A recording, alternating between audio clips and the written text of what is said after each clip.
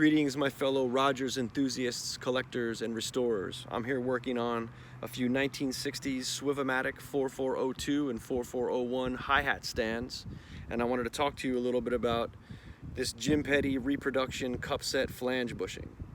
Now, this bushing is custom made for the second generation hi-hat stand. These second generation stands are the ones you're going to more commonly see show up on eBay and Reverb and wherever else you buy your vintage stands.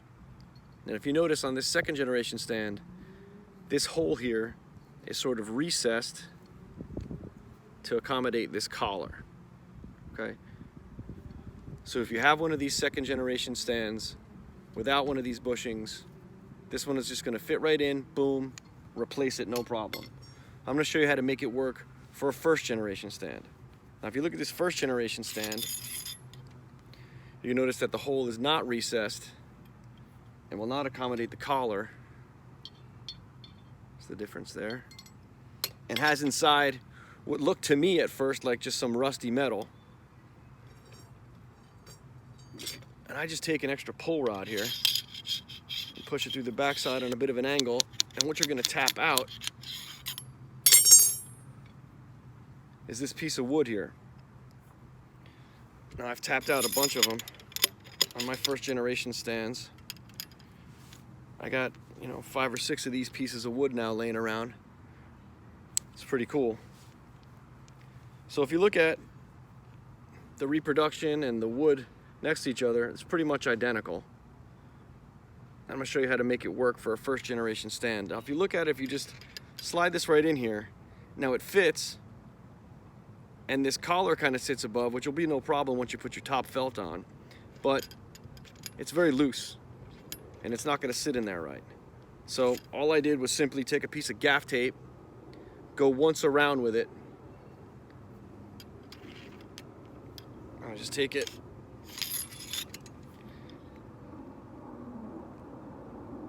push that in there. Now it holds strong. It's not going anywhere. And you got yourself a sleeve for your bottom cymbal on your first generation stand. And that's pretty much it. Jim's available through email. These are 20 bucks a piece. I got myself a bunch. Jim's great to work with. Pick some of these up if you got some stands that need the bushings. I know I had a few people inquire about them, and I just want to throw some content out there about how they're actually made for second generation stands, but will indeed work for a first generation stand as well. Thanks for watching, guys. So I'm working on this 1960s 4402 Swivomatic hi-hat stand. This wing screw in this U-clamp is stripped out. But there's a common problem where when you try to replace these things, this metal collar here is holding it on. I'm gonna show you how to fix that. Some advice given to me by a couple guys, mostly Richard King. Inside this little hole here on this version, there's this little nipple that protrudes from the metal just slightly that holds this ring on. What I did is I just took a drill with a thin drill bit, and I drilled into that hole just to flatten out that nipple just a little bit. And what that does, that allows you to get this thing off. Sometimes it needs to be persuaded just slightly with a hammer, but it should just pop right off like that. So there you have your collar and the stripped out U-clamp, and I'm just going to replace that with a U-clamp that's not stripped. So I have the unstripped U-clamp here and the collar. I'm going to try to line this hole up on the collar with that nipple that I had drilled out. I don't know if you can see that right there.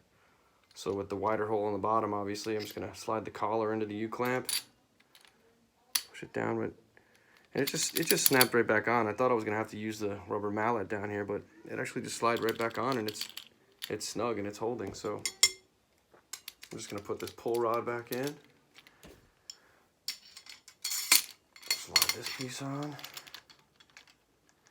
and once again, we have a working hi-hat stand.